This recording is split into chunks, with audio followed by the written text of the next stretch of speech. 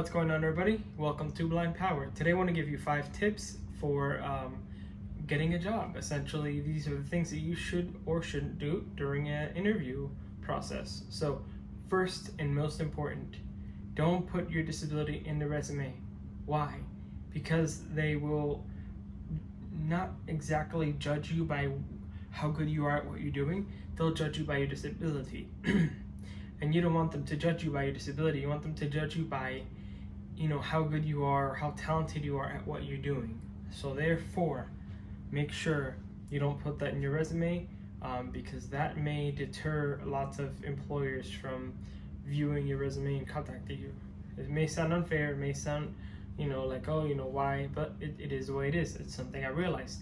I started interviewing in May and got my job in September. 2 of those months I had my disability on my resume, and how it did not impact my work, and how my disability is just, it doesn't really impact my work. And guess what? I didn't get a call for 2 months. And then when I took that off my resume, it's been calls to calls to calls. So from July to September, 2 months it took me to get a job after I took the whole disability portion off my resume. And then when I told them about my disability in the interview call, the first few calls, I started telling them first in the beginning, and I realized that the rest of the interview went poorly because I mentioned my disability in the beginning. Then I would mention it in the middle. That didn't work out so well either. Then I would mention it at the end, and that was the sweet spot. So that's how I got this job. I mentioned my disability at the end. I made sure that they knew that my disability would not impact my work. It would just be part of who I am. You won't notice it in my work. You'll just realize that, hey, this guy uses these programs, this software, these tools to accomplish the same tasks that everybody else, but we use accommodations. And when you tell them about the accommodations in the phone interview, you have to tell them that, first of all,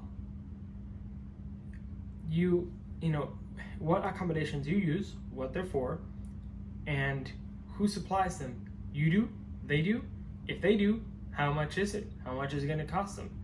And the other thing is, if you have to install it, if there's no portable copy, then tell them, hey, I have to install this. Try to stick to a portable copy, but if there's no portable copy, then tell them you have to install this.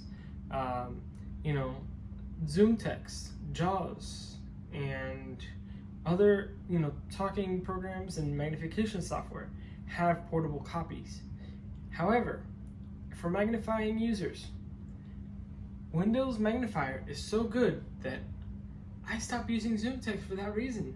So that's a little less hassle for me. Here at work, I don't have to worry because I tell them, hey, my magnification software is built into all Windows machines.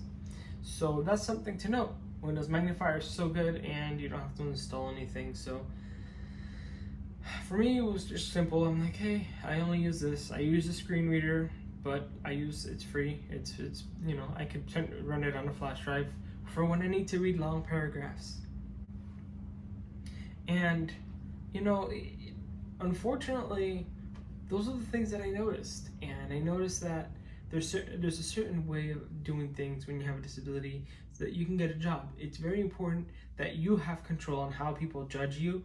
Don't let them judge you by, first, by your disability. So if you have a in-person interview, for example, make sure you've talked to them before and tell them about your disability and tell them that it does not, that it doesn't interrupt, how you do your job. And that's kind of my 5 tips. I kind of scrambled them up into one conversation because honestly, these are the things that I noticed. Thanks for watching, and I'll see you in the next video. Goodbye. Hit the subscribe button and remember to enable the notification bell to get all notifications of Blind Power uploads. Hope you guys enjoyed this video. Thanks for watching.